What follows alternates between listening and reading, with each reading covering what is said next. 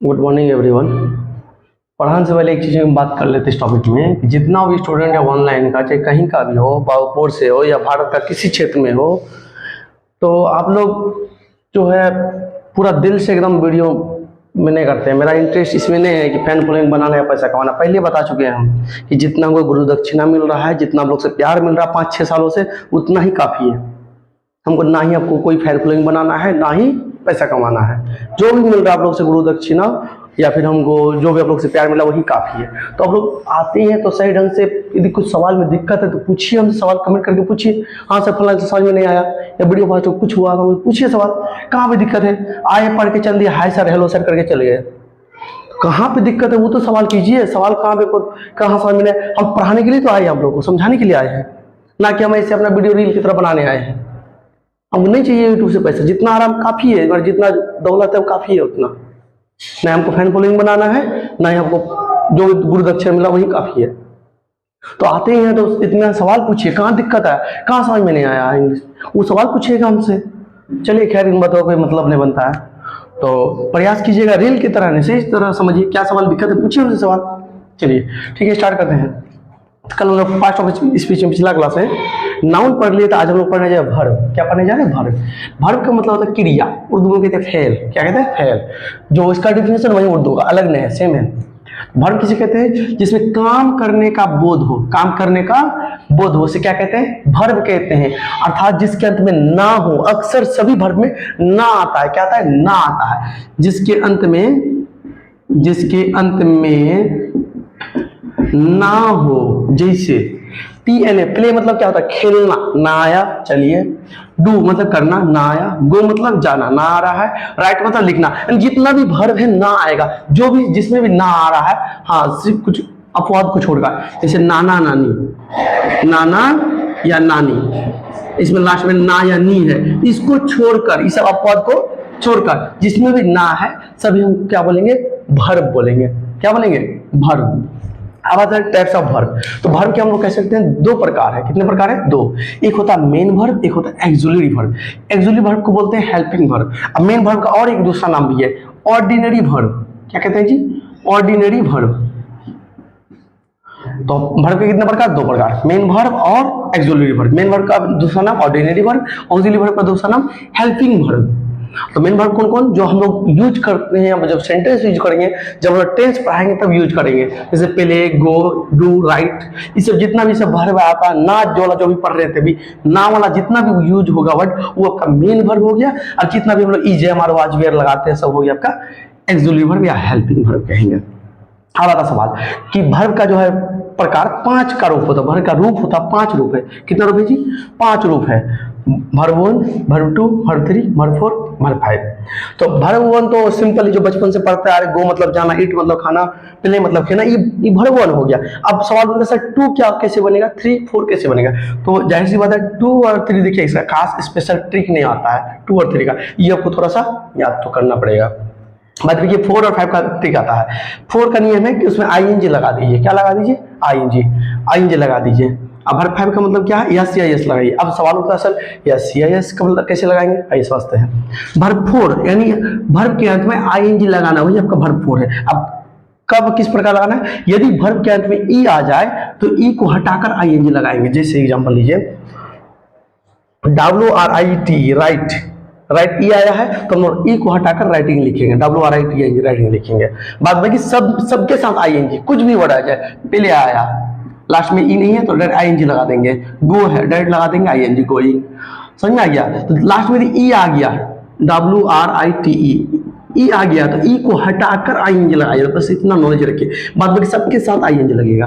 तो ING एक के लिए कि सबके लिए? सबके लिए। बस सिवाय किसको छोड़कर, जो जिसके अंदर ई है, ई को हटाकर ING लगा देंगे बस। अब सवाल उठता है कि सर वर्ब 5, और इसमें और थोड़ा जान लेते हैं, हाँ, कि यदि वर्ब के अंत में अंत से पहले यदि भावेल हो, क्या हो?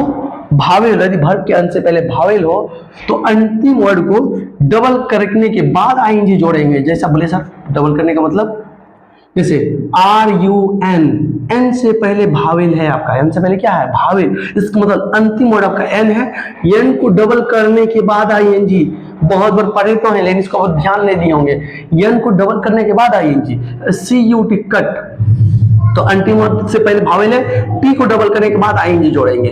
बाद में अपवाद के रूप में किसको छोड़कर, XYZ को छोड़कर, XYZ को छोड़कर। मान के चले प्ले है, आप कोई सर बोलेगा सर पहले भी तो होना चाहिए क्योंकि अंतिम वर्ड से पहले भावेल है। अरे हाँ तो सर है तो, लेकिन XYZ को छोड़कर, पहले बता चुके हम लोग को कि XYZ को छोड़कर, यहाँ के अंतिम वर्ड क्या है, वाई है, तो उसको नहीं करेंगे, सिर्फ क्या लगा देंगे, ING। तो लास्ट में XYZ आया, अब पहले भावेल रहा, फिर भी हम लोग ING ही लगाएंगे, सिर्फ क्या लगाएंगे, केवल और केवल ING लगाएंगे हम लोग, समझ में आ गया। तो ई यदि रहा लास्ट में तो क्या कीजिएगा, ई को हटाकर ING।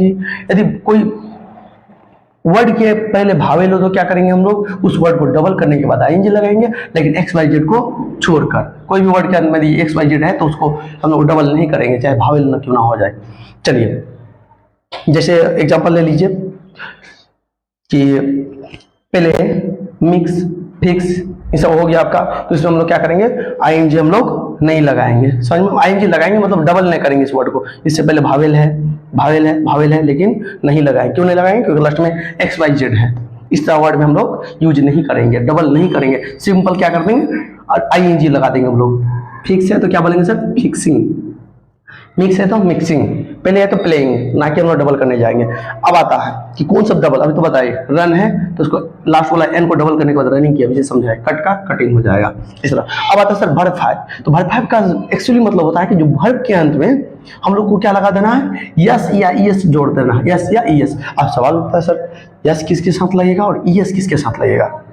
तो यदि वर्ब के अंत में आपको ओ दिखेगा, डबल एस दिखेगा, एसएच दिखेगा, सीएच या एक्स दिखेगा, पांचों में से कोई वर्ड दिखेगा तो सीधी सी बात ईएस लगाइएगा। क्या लगाइएगा, ईएच, ईएस।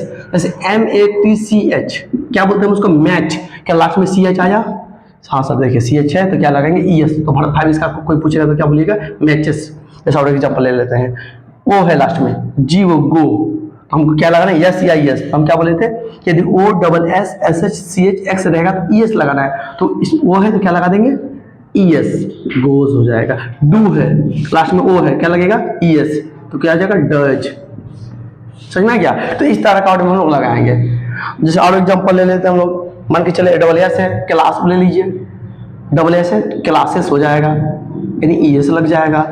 बाद बाकी पांचों को छोड़कर कुछ भी आए सबके साथ क्या लगेगा जी, यस लगेगा, सबके साथ यस लगेगा, कुछ भी आ जाए। मान के चलिए कुछ भी आ जाए, क्या, जैसे मान के चलिए पहले इसके लास्ट में कौन चाहिए, वाई है, इस लाइन में वाई था, वो था, डबल एस ई सब था, वाई तो नहीं था, इसको सिंपल से हम लोग क्या लगाए, यस लगाएंगे।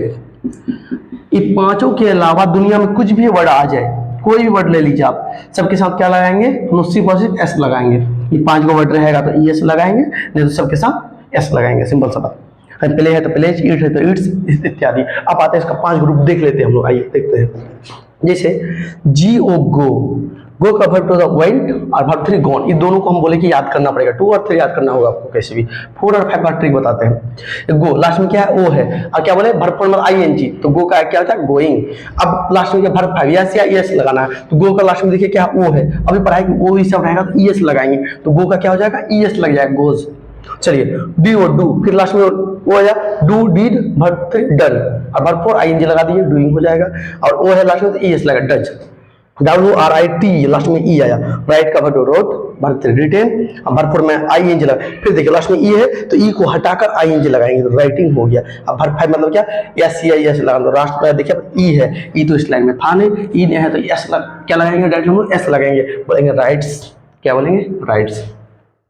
अब इसका थोड़ा स्पेशल ट्रिक आता है कि यदि कोई वर्ब के बीच में डबल ई रहा, कौन रहा, डबल ई, डबल ई रहा तो एक गो ई को हटाकर लास्ट में टी जोड़ा जाता है, तो कीप था केप्ट हो जाएगा वर्ब 2, वर्ब 3 भी केप्ट हो जाएगा, वर्ब 4 कीपिंग, वर्ब 5 कीप्स, क्योंकि लास्ट में पी है, इसमें तो ना कुछ है, पी ही नहीं तो ई एस नहीं लगा, एस लगाएंगे। उसी प्रकार विप, डब्ल्यू विप मतलब रोना, विप का क्या हो जाएगा, फिर देखिए डबल ई है तो एक हट जाएगा, टी लग जाएगा, विप का हो जाएगा विप्ड, विप्ड, विपिंग, विप्स हो जाएगा। स्लीप का क्या जाएगा, फिर डबल ई है, slept, slept, sleeping, sleeps. Eat, eat, eat का verb ate, eaten, eating, eats. Sing का क्या जाएगा, सिंग का गाना होता है, sing, sang, song, singing, sings.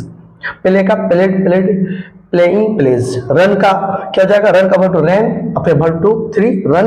अब वर्ब 4 दिखेगा, आईएनजी लगाने से पहले हम बोले थे यदि वर्ड के पहले भावेल रहा तो डबल एन कर देंगे, तो डबल एन हो जाएगा, तो रनिंग हो जाएगा और वर्ब 5 रन्स हो जाएगा। तो इसी तरह का आपका ये था। तो पूरा क्लियर से समझना, आप इंग्लिश पढ़ने के लिए तो मजाक थोड़े है कि आप रील्स की तरह स्क्रॉल करते हुए देखते चले गए। आपका काम, मेरा काम है पढ़ाना, आपका काम है सवाल पूछना, चाहे ऑफलाइन हो चाहे ऑनलाइन हो, आपका कर्तव्य बनता है। आप यहाँ हाय हेलो करने नहीं आते, सिर्फ और सिर्फ पढ़ने के लिए आते हैं।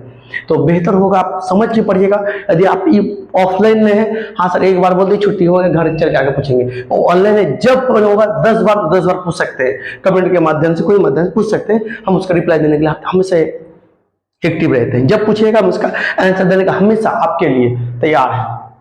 तो आप लोग जितना हो सके आप लोग एकदम पूरा मन लगा के पढ़िएगा और अपना फ्रेंड को भी शेयर कर दीजिएगा ताकि वो मुफ्त में पढ़ सके, कुछ नॉलेज मिल सके। कम समय में हम लोग 1 घंटा ना देखें, हम 10 मिनट में हम कवर कर सके, इसको जान सके, इसके बारे में कि वर्ब 4 क्या होता है, वर्ब 5 क्या होता है, तो इसके बारे में जान सके हम लोग।